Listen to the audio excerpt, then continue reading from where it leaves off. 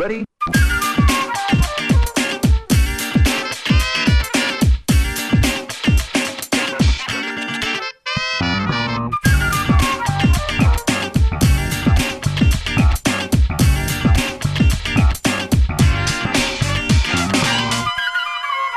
G'day everyone and welcome to Flock, an Old Man Squad Sports Network presentation. I am your host, Lyle Swithenbank, at Lyle Swithenbank on Twitter, and I'm joined, another guest. We're flying. How good is this? I tell you what, I mean, people get sick of me talking to myself, I suppose. So it's nice to be joined by someone and a fellow countryman from all the way on the other side of Australia. We're joined by the great Adam King. How are you, mate? What's happening? Yeah, very good, mate. Always nice to record with an Australian, so I don't have to get up at stupid o'clock. No, I appreciate you having me on, and plenty to talk about. Olympics basketball, NBA basketball. There's tons. Plenty going on. I mean, the NBA, we were talking about it before we jumped on here. You know, there's still plenty of basketball going on, although the NBA does fill a bit of a void, I suppose, that we discover when it stops. I suppose, as you said, let's start with the Olympics. Boomers, unfortunately, crashing out to Serbia in the quarterfinals. Bit of a misfire. I felt personally a bit of a misfire this Olympics. I thought we were a better team than perhaps we played. There's probably a number of things that go into that. But what were your thoughts of our disappointing loss to Serbia? Yeah, it was disappointing. I was on a show. I did a show with Noah Rubin this morning, and he very subtly popped into our conversation that Dyson Daniels played well in the Olympics. Not that he is playing well, he has played well. So he just dropped that in, indicating that we did lose. Look, it was a pretty rough Olympics, I think, all around. We only won one game. Mm-hmm. The Canada game, fair. Like, they're a good team. I sort of wasn't expecting to maybe win that, or it was a 50-50 game. Greece, I think we should have beat Greece. Yeah, agreed. And probably, well, I mean, we're up by, 24 against Serbia, so should have won. But, I mean, I spoke about this with some other Aussies on shows, and the fact that we left Matisse Thybulle at home, and for some reason, Matthew Dellavedova was on the team. And I get it. I get the nostalgia. I get we've got to give these guys one last run. And then I saw some stuff in the media about today why it was Joe Ingles in the team, and he didn't play much. And I was actually okay with Joe Ingles being in the team because of the exact reasons that Gorgian came out and said. He's a locker room guy. Like he can coach. If you do need to put him on, he can handle the ball. He can shoot. He can do a bit of everything. But just when we Delhi played some early minutes yesterday, and I think Thybulle would have made a difference. And I do worry a little bit that we just don't have a big-bodied centre at the moment. Yeah. Jock Landale's good, and he played well, but we don't have Bogut. We don't have Bogut. Obviously, offensively was pretty limited, but he was just a big NBA body. Even Aaron Baines, I think, probably falls into that category. So I think if we look forward, and Brian Gorgian has resigned now, which wasn't that surprising. That I think is what we need to focus on, is trying to match up size-wise with some of these other countries. I completely agree. I think at times, even though going with the three centers, Duop Reith, Magne, Jock Landale,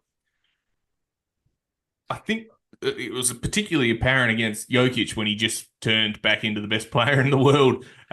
He was just too strong. He was too big, too strong. Yeah. And at times, you can bait Landale into silly fouls. And there was the one in the backcourt.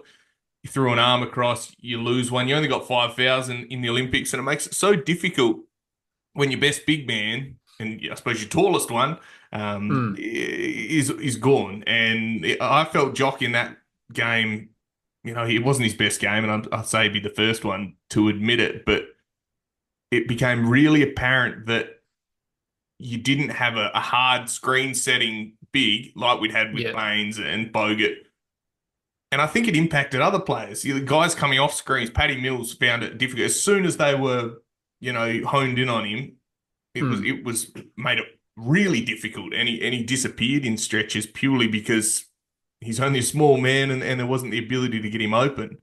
And I thought, yeah, I completely agree with that. I think the big body in terms of Tybal, I think at the time I understood the decision. I think now looking back, it looks like a really bad decision.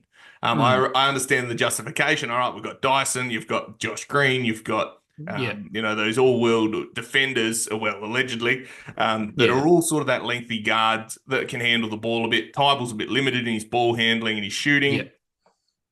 The issue is that Josh Green then just forgot how to shoot and dribble and couldn't take care of the ball, and that made it really difficult. All of a sudden, the guys that you think you're going to be paying big minutes are just burning the minutes that they've got. And I think Tybal, being an NBA player, playing in pressure situations, probably could have been helpful. And now I think Basketball Australia sort of has to go with the tail between their legs and say, I'm really sorry about that decision. Yeah. Look, and it's a tough one, but and I think, I mean, if watching that game, as you said, Jokic turned back into the best player in the world, but you watch Jokic in the NBA and he doesn't look that big. Like, he's big, but he doesn't look freakishly big or anything like that. He did last night. Like, when Magne was on him, he just towered above. Like, Magne stood no chance. So, yeah, we just need that big 7-footer who can bang bodies, as you said, set some hard screens, because especially in the Olympics, if you've been watching it at all, the fouls it's officiated very differently. It's quite physical. They allow a lot of those hard screens. So, and that's why those European teams are able to compete, because it's officiated the same way that their games are officiated, not the same way that the NBA is officiated. And I think that probably hurts us a little bit, that we're getting more and more players who are playing in the NBA, so they get used to that less physical style. And then you come and play these European teams and they just bang and hit hard. And it's hard to come back when you're being physically outmatched. So anyway, it wasn't great, but we move on, and the Opals did just beat Serbia. So we got a little bit of revenge. Oh, fantastic. And I mean, yeah, when I saw that we were playing Serbia in both the men's and the women's, and then saw the Boomers, I was terrified. I don't think I could have put myself through it. I was sitting on a crowded bus coming home this afternoon, and I was going to put it on, and I was like, no, I can't do that to myself again. There's no escape when you're sitting on a bus watching it, and if they didn't come out firing, I would have been devastated. But I'm glad that they're through and they can continue the journey, and hopefully a bit of Australian basketball still to watch. Going forward.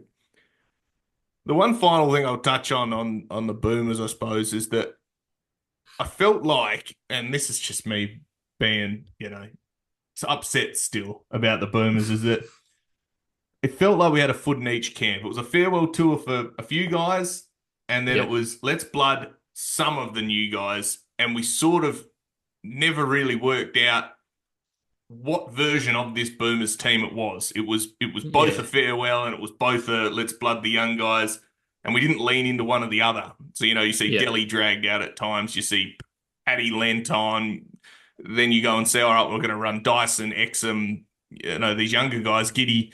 It felt like having a foot in both camps at times cost us. I don't think there was a clear direction until perhaps that Serbia game, and then they made adjustments, and the rest is history. Yeah. But and I think Gorgon probably owns part of that, or shoulders some of that responsibility, and that's why he opted to step down.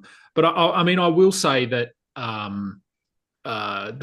Dante Exum, fantastic. Like the way he's playing, the way he played last season. I think anyone who knows his backstory about coming into the NBA, he was a relatively high. I think he was the 7th pick, pick 5, something pick like 5. that. Pick 5, okay.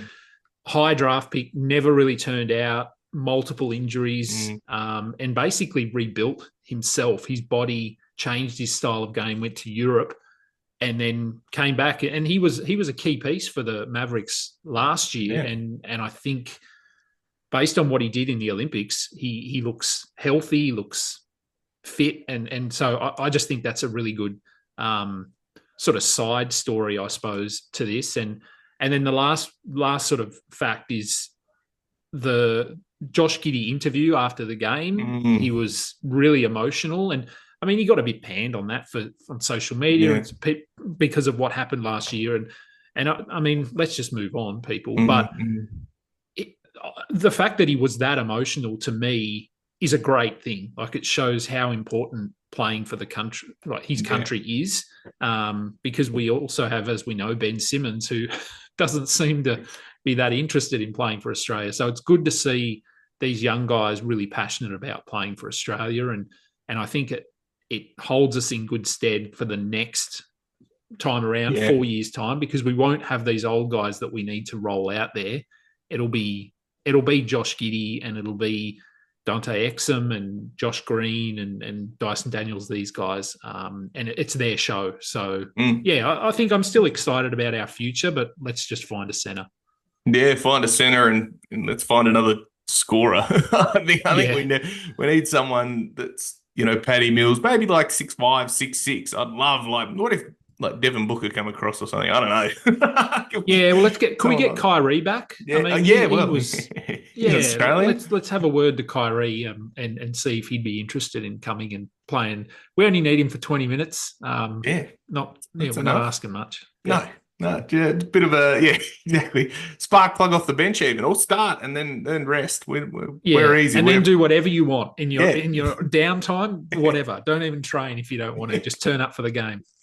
Yeah, no, I completely agree with that. I think it's going to be an interesting way forward, but I do think, I agree. I think the future's bright. I don't think by any means was this.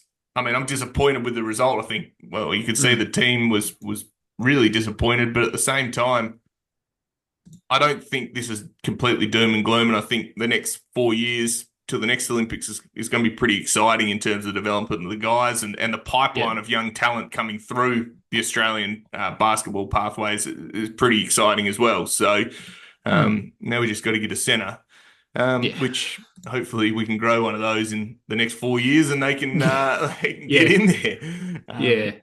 We'll see. I'm sure there's probably a couple of guys running around in college that surely are on the cusp, but I'm not that invested in that sort of space, I suppose. But surely there's a couple of big Aussie dudes hanging out in colleges playing basketball. Surely we can dig one out. So I suppose, given we've still got a few games of the Olympics left, what's your tip? Who's in the final? I mean, it's got to be the US, right? Or do you think there's some sort of upset brewing? No, I think it'll be the US. I mean, they were pretty dominant. I mean, Brazil, not probably of all the quarterfinal opponents, but Brazil were possibly the easiest. So, no, look, I think it'll be the US and Germany. Germany, I mean, they just won. I mean, I'm assuming they're on opposite sides of the draw. Yes, I don't have the draw in front of me, but I think it'll be Germany. They're just pretty good across the court. Like they don't really have a weakness. As we were talking about, Dennis Schroeder turns into Michael Jordan, much like Patty Mills does. And then they've got Daniel Tice running at the center there with Franz Wagner has looked incredible. Yeah, he has. For them. So I think it'll be Germany and US, and I think it could be a good matchup. Because the styles of play are quite different. So it'll be. I still think the US wins, but I'd like to see Germany push them. Yeah, I said that on Twitter today. Exactly that I thought Germany, after the way they played, last night or not last night, night before, whichever it was, last night I think. Yeah. They look like a complete team. Schroeder looks every part of that lead guard.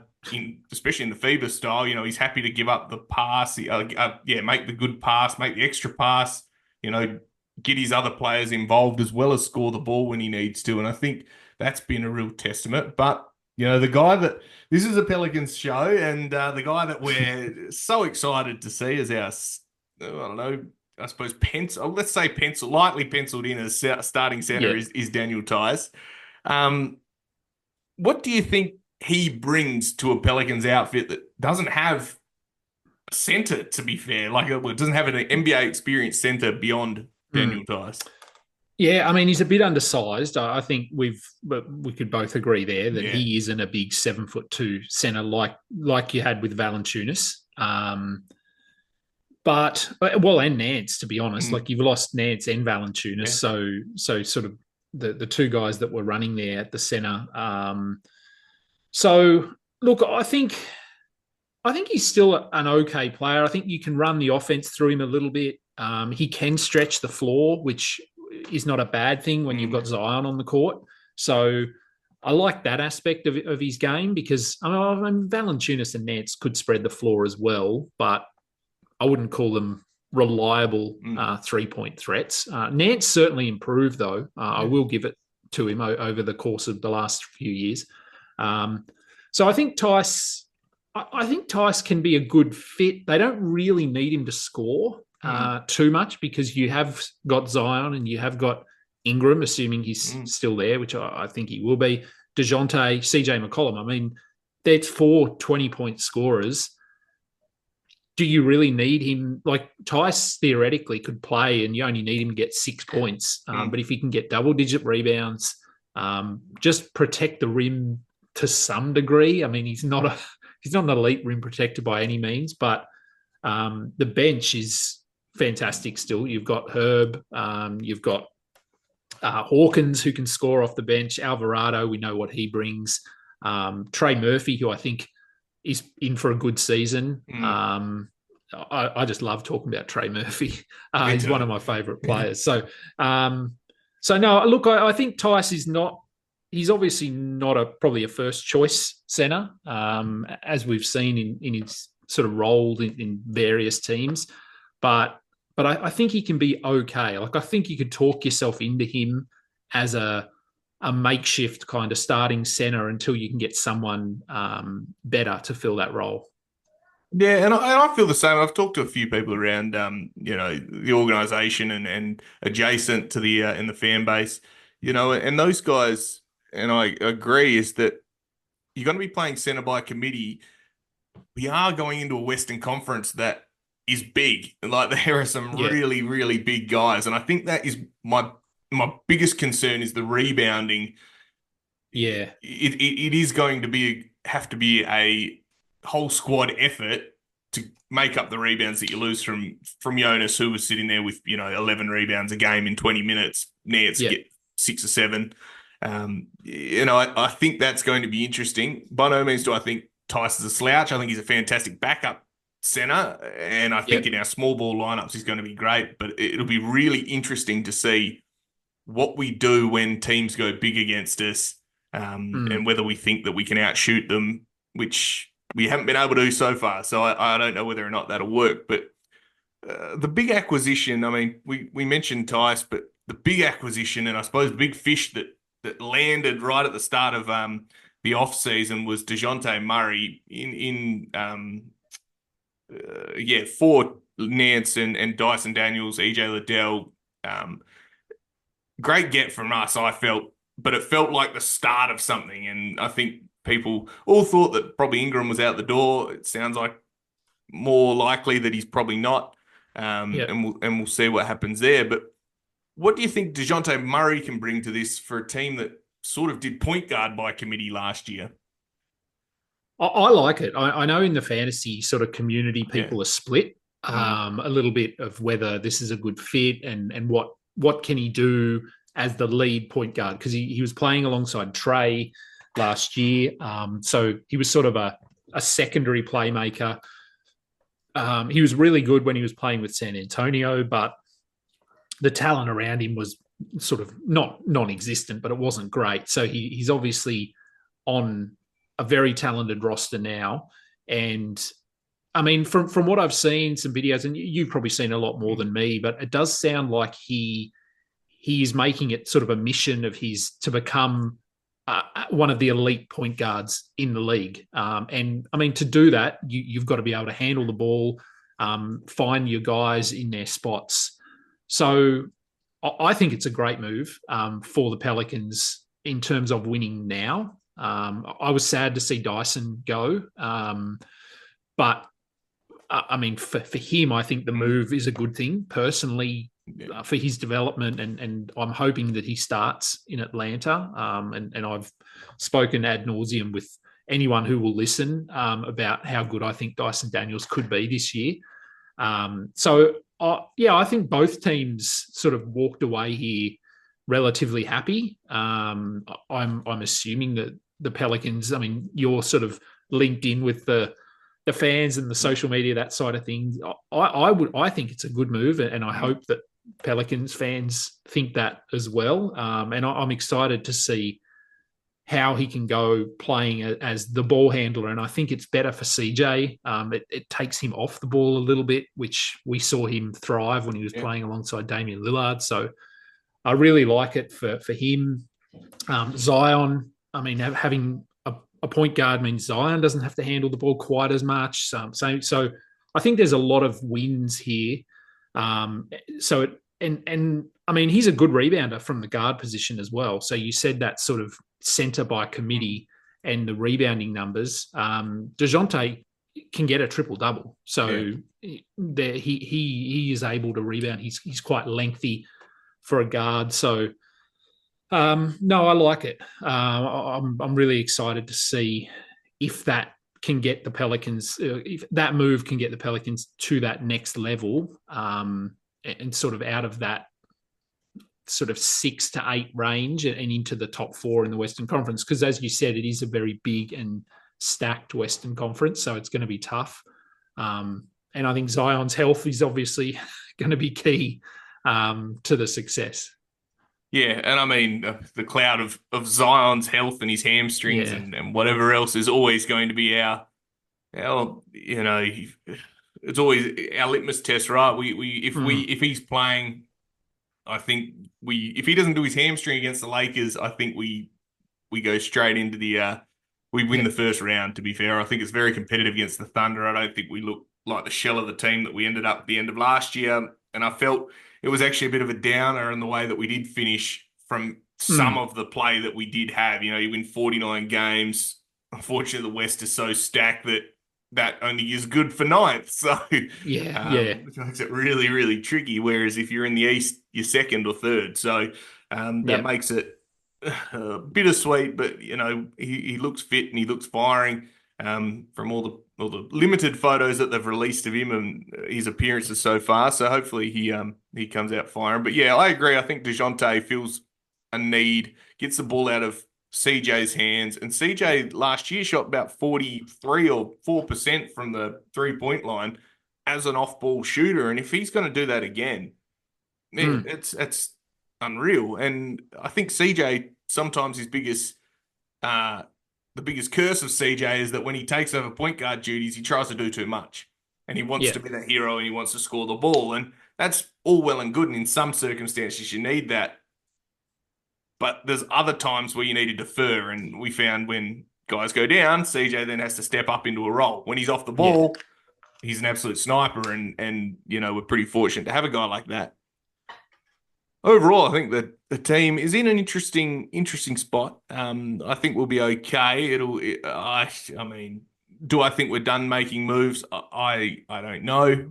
Does Brandon Ingram get traded? Well, who knows?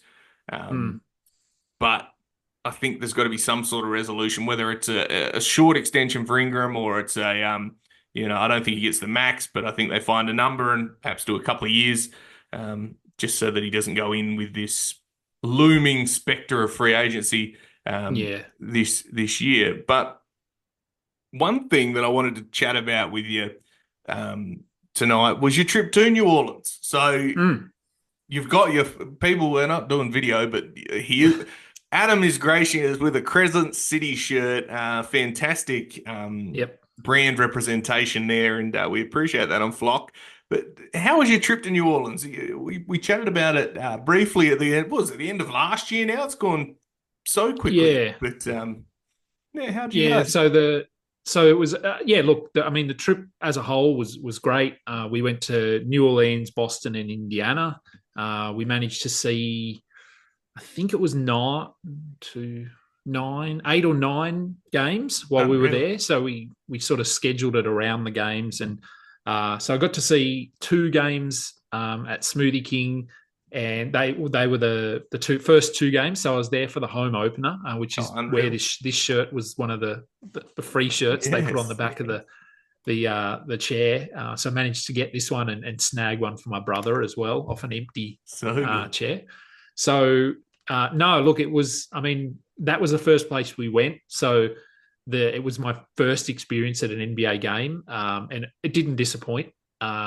We managed to get like sort of VIP things, so we got to go in early and go down courtside and get some photos with players and things like that for both of the games. Yeah. And yeah, I mean, being that close to NBA players was cool in itself. And probably, I mean, in terms of the basketball side of things, as I said, my biggest takeaway, Trey Murphy, just watching him warm up, he is big. Like he's really tall. He's bigger than I thought. That was, I walked away and went, man, like, because you think of him, he's like a 6'6", 6'7", he's bigger than that. Wing. He's bigger. He's like 6'10", 6'11". He's got some size to him. And so I think last season for him, took him a while to get going. But once he got his legs under him and got some confidence, I thought he looked great. So excited for him. But no, look, the basketball side of things was great. The team store is phenomenal. It's big, very big. And I actually had a Smoothie King smoothie while I was there. Yeah. I had to have one. Yeah. And then, I mean, just New Orleans in general was it was different. Which is why we went there. We wanted to experience different cultures, different food. But the city itself, it was hot. It is hot.